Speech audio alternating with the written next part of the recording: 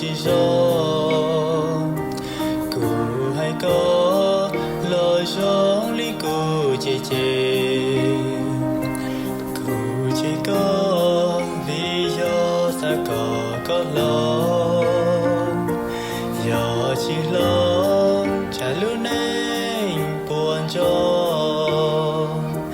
thọ son du cụ mó từ nên cụ lưu